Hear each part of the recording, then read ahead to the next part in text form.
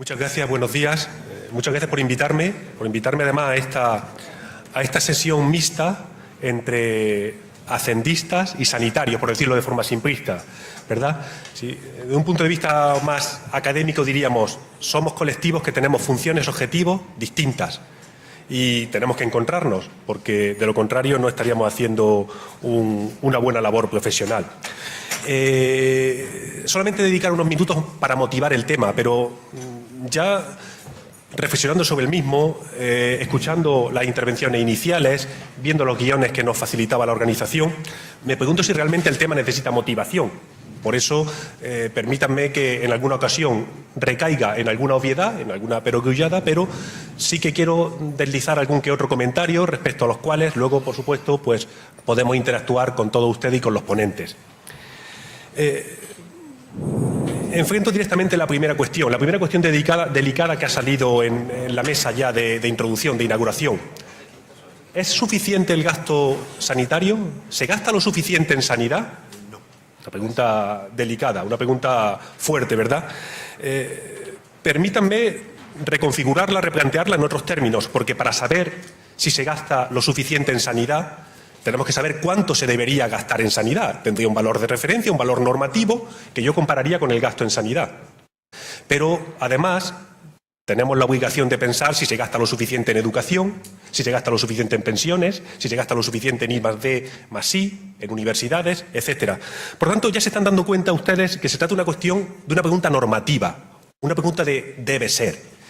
Y ante esa pregunta, los que trabajamos a nivel técnico, relativamente técnico, no podemos decir nada.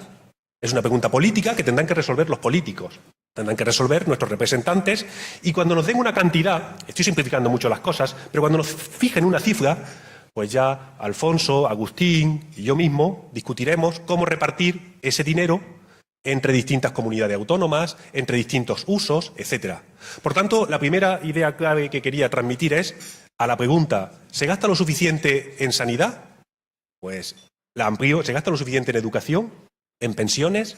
Es una pregunta normativa, una pregunta política, a la que después, desde el punto de vista técnico, los altos funcionarios ya nos encargaremos de darle una precisión concreta. Pero el montante total no lo podemos discutir a un nivel técnico, es un nivel político. En ese contexto, esa respuesta política, ¿bajo qué límites, bajo qué coordenadas se debe implementar, se debe responder? Pues al menos dos, y no son excluyentes, ni siquiera son exclusivas. La primera es obvia, es una obviedad. Vivimos en un mundo con una escasez de recursos. Por eso, cuando a la pregunta ¿se gasta lo suficiente en sanidad?, uno puede responder de manera complementaria, y en educación y en pensiones tenemos un mundo de recursos escasos. Nunca va a ser suficiente, en nada. Y en segundo lugar, hay unas restricciones, hay unos límites, afortunadamente institucionales, que van a condicionar nuestra respuesta a esa pregunta. Y dos son los principales, a mi juicio. Uno de ellos es lo que puede calificarse como nuestra Constitución económica, la Ley Orgánica de Estabilidad Presupuestaria y Sostenibilidad Financiera. A veces se olvida ese último apellido. La Ley Orgánica de Estabilidad Presupuestaria me marca un patrón a nivel europeo y a nivel estatal, a nivel nacional, sobre por dónde deben ir los límites del gasto y la evolución del gasto. Y el sistema de financiación autonómica, mal que bien, más mal que bien, pues también se encarga de repartir ese dinero, esos recursos escasos, dentro del marco de la estabilidad presupuestaria y la sostenibilidad financiera, entre distintos niveles de gobierno, en particular entre comunidades autónomas. Y es en ese recuadro de recursos escasos y límites institucionales ligados a la estabilidad presupuestaria, a la normativa de estabilidad presupuestaria y al sistema de financiación, donde se debe encuadrar el debate. Sigo bajando peldaño en esta discusión, porque voy a precisar un poco más estos límites. Alguien también lo ha citado durante la intervención de la mesa inaugural. Tenemos el sistema fiscal que tenemos, y lo dejo ahí. Y con ese sistema fiscal se pueden hacer algunas cosas y no se pueden hacer otras. Cuando se tomen decisiones sobre gasto, hay que mirar cuál es el sistema fiscal que tenemos. Referencias finalistas. Voy picoteando en los temas, pero prefiero saltar de punto en punto en lugar de extenderme en demasía en algunos de estos aspectos. Luego podemos entrar en el debate, por supuesto. Referencias finalistas. Vivimos en un Estado descentralizado y, por tanto, eso significa creerse los postulados básicos del federalismo fiscal. Y el federalismo fiscal significa dejar autonomía a las comunidades autónomas, a las entidades locales, si descendemos otro peldaño más, en la definición de su propio gasto. Y a lo mejor pueden decidir gastar más o menos en sanidad que la comunidad vecina. Por tanto, el concepto de transferencia finalista, salvo que se encargue, como decimos en el mundo académico, de cubrir spillover entre comunidades, es decir, que se trata de un gasto que beneficia en horizontal a distintas comunidades más allá de sus fronteras, en ese caso sí pueden estar perfectamente justificadas las transferencias finalistas. Pero cuando se trata de financiar un gasto lo suficientemente generalista y mayoritario como el gasto sanitario de las comunidades autónomas, pues aquí lo de transferencias finalistas a un hacendista no le suena del todo bien. Peculiaridades del mercado sanitario también han salido hace un momento. Cuando los economistas nos aproximamos a este asunto, vemos que el mercado sanitario, con su oferta y su demanda, pues tiene una serie de peculiaridades. La demanda, el levantar la mano a pedir más sanidad, que lo hacen los ciudadanos y lo hacen los políticos, ¿cómo no? No tiene mucha elasticidad, que decimos en términos técnicos, mucha sensibilidad respecto a la demanda. El hecho de que cueste más o menos la sanidad, que sea más o menos cara, no significa que la demanda se vaya a retraer. Y eso hay que tenerlo en cuenta. Por el lado de la oferta. Por el lado de la oferta tenemos que la tecnología, los avances, las características de monopolio natural que tienen muchas de las tecnologías sanitarias. Y monopolio natural significa que los costes fijos, los costes para empezar con un nuevo tratamiento, con una nueva medicina, son muy elevados, pero luego el coste medio va a ser decreciente. Luego conviene enfocar la financiación y el gasto desde otro punto de vista. No es algo lineal. Todo esto son peculiaridades del mercado sanitario que hay que tener en cuenta desde el punto de vista de los recursos. Y también se apuntaba en la introducción. Yo creo que la sostenibilidad del gasto sanitario es una cosa que interesa a las dos partes, tanto a la Administración, como no, como a la propia industria farmacéutica.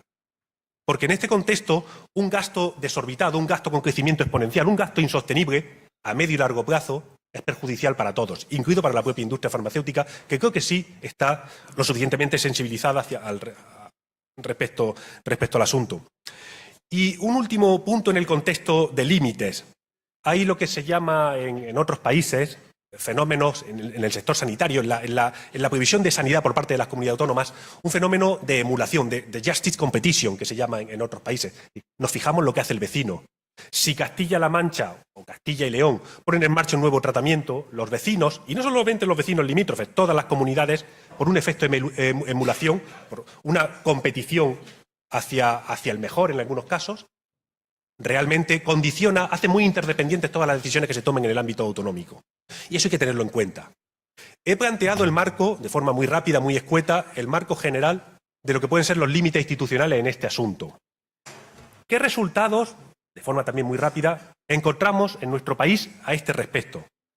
Bueno, pues cuando se decide cuánto gastar en sanidad, pues hemos decidido en el año 2018. Los presupuestos de las comunidades autónomas en gasto sanitario van a reflejan una cifra para 2018 de 60.000 millones de euros. Y este gasto sanitario es un 3,6% superior al del 2017.